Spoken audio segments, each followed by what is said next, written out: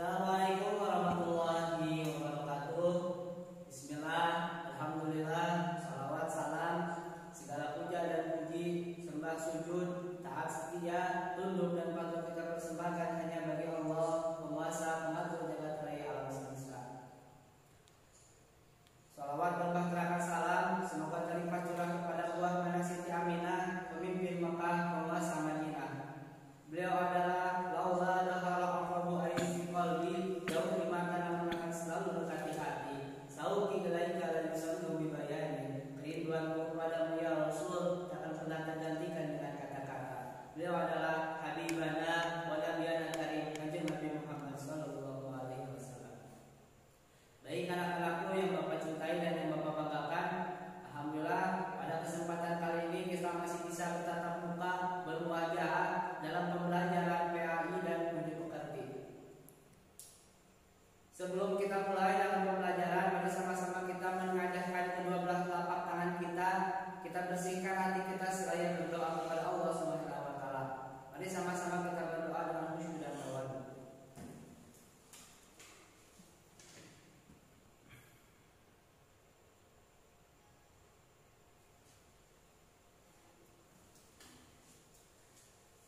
Baik anak-anakku yang Bapak banggakan dan yang Bapak cintai, sebelum kita mulai, terima kasih kepada kalian semua yang masih bisa menyempatkan waktunya dalam pembelajaran kali ini, masih bisa bertatap muka, masih bisa berwajah. Terima kasih atas partisipasi dan saya apresiasi kepada kalian semua. Dan bagi rekan-rekan yang sakit, mari sama-sama kita doakan semoga Allah Subhanahu wa taala mengangkat penyakitnya.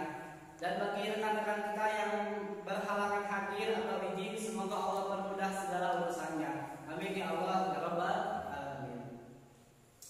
Baik anak-anakku, mari kita mulai masuk ke dalam materi. Pada kesempatan kali ini kita akan membahas tentang meneladani Rasulullah dan perilaku santun. Apa sih yang disebut?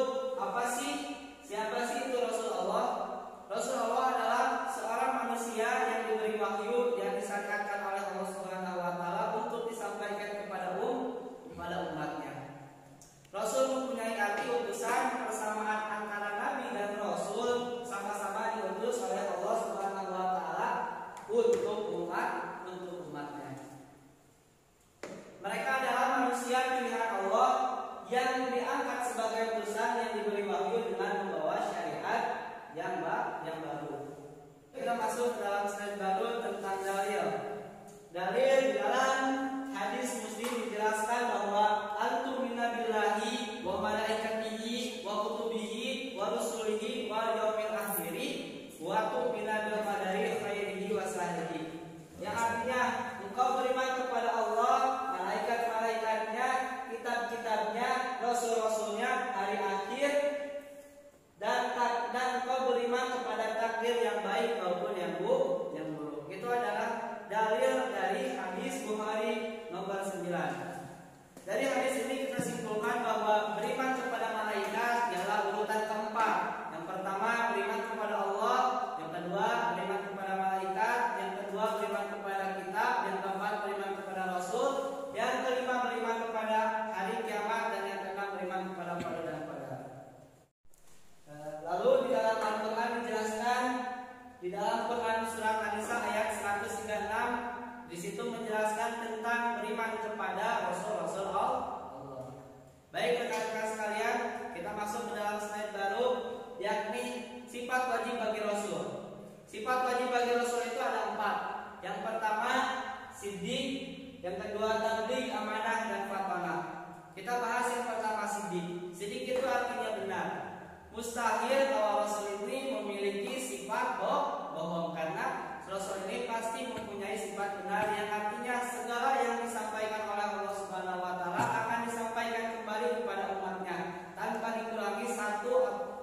dikurangi sedikit apapun. Lalu yang kedua amanah. Amanah artinya dapat dipercaya. Rasul ketika diamanahi oleh Allah Subhanahu wa taala, maka Rasul akan selalu menjaga, baik itu berupa harta,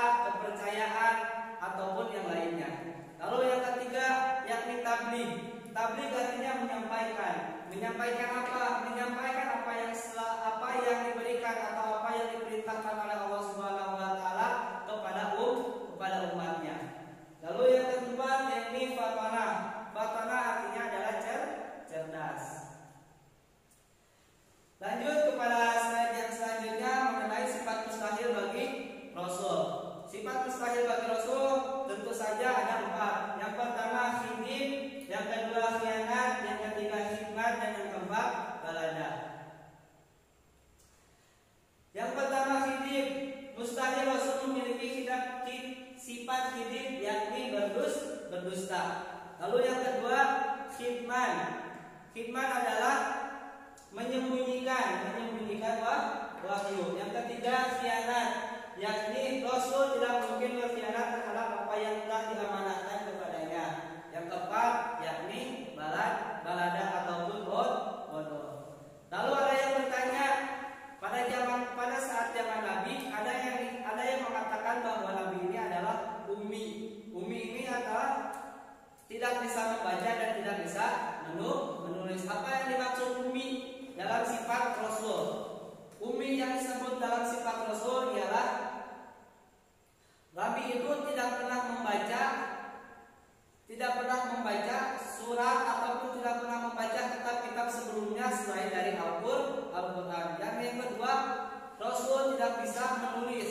Rasul ini tidak bisa menulis bukan karena Rasul ini bodoh, bukan karena Rasul ini tidak bisa menulis, karena ditakutkan jika Rasul bisa menulis dan membaca bahwa pikiran-pikiran orang-orang jahiliyah mengatakan bahwa Al-Quran ini adalah buatan tangan dari Nabi Muhammad. Makanya Allah berfirman di surat Al-Ankabut ayat 48 diterangkan di situ bahwa Rasul tidak pernah menulis dan membaca selain dari Al-Quran. Terus slide selanjutnya yakni berapakah jumlah Nabi dan Rasul yang ada di muka bumi. Berapa jumlah Nabi dan Rasul diterangkan dalam hadis Nabi Muhammad SAW disebutkan dari Abu Ummah. Abu Zar berkata, aku bertanya kepada Rasulullah, ya wahai Rasulullah, berapakah jumlah Nabi dan Rasul yang ada di muka bumi? Lalu Rasul pun menjawab, semuanya ada 124 ribu Nabi.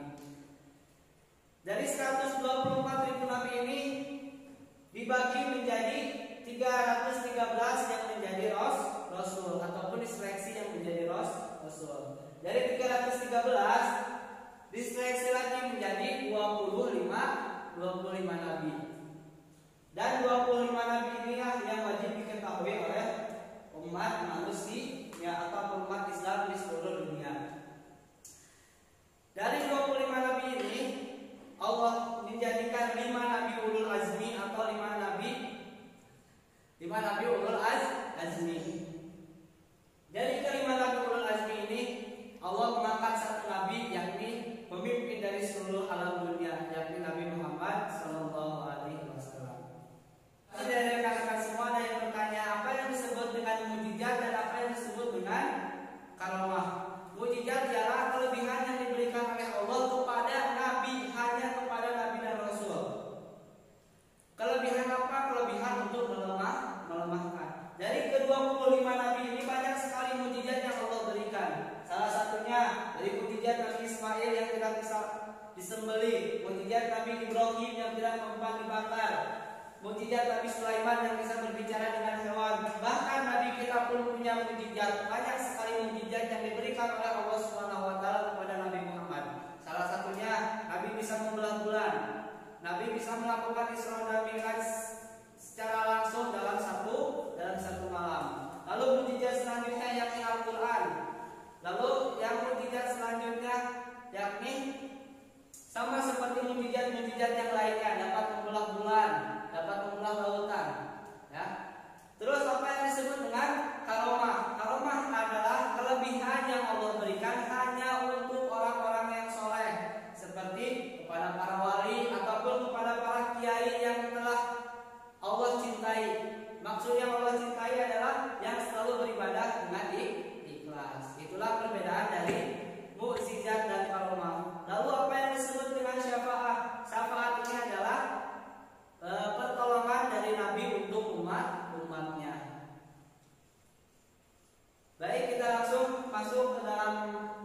yang terakhir, yakni tugas Rasulullah. Yang pertama, tugas Rasulullah menyampaikan amanah Allah dengan jelas. Tadi disampaikan dari sifat-sifat wajib bagi Rasul. Lalu yang kedua, menyeru umatnya kepada Allah. Menyeru umatnya kepada Allah maksudnya adalah mengajak kembali kepada umatnya yang belok dari kaidah ataupun akidah-akidah yang telah ditetapkan. Tugas Rasul mengembalikan semuanya ke jalan Allah ataupun ke jalan yang lurus. Lalu yang ketiga yakni membawa kabar gembira dan peringatan, seperti kabar gembira berupa surga dan kabar peringatan seperti neraka. Lalu yang keempat yakni Nabi Muhammad SAW menyampaikan risalah untuk rahmat bagi seluruh alam semesta. Tidak hanya untuk manusia, tapi memberikan rahmat kepada hewan, tumbuhan, ataupun penduduk yang lain. Lalu yang kelima, manusia diciptakan oleh Allah Subhanahu wa Ta'ala. Manusia diciptakan Allah adalah untuk mengabdi dan menyembah kepada Allah Subhanahu wa Ta'ala. Mungkin sekian yang bisa saya sampaikan. Kurang dan lebihnya saya mohonkan permintaan maaf. Orang bijak pernah berkata, waqad terjadi syai'il burqu wa burqu liman jaruh halisan. Apabila pedang melukai tubuh masih ada harapan untuk sembuh, tapi kalau lisan melukai hati di mana hendak obat untuk dicari. Ya, terima kasih atas partisipasinya kalian. Semoga kita selalu disehatkan oleh Allah Subhanahu wa Ta'ala dan bisa bertemu di lain kesempatan. Sebelum saya tutup, saya mohonkan permintaan maaf untuk kalian semua. Semoga kita bisa bertemu di lain kesempatan. Betul maqala wala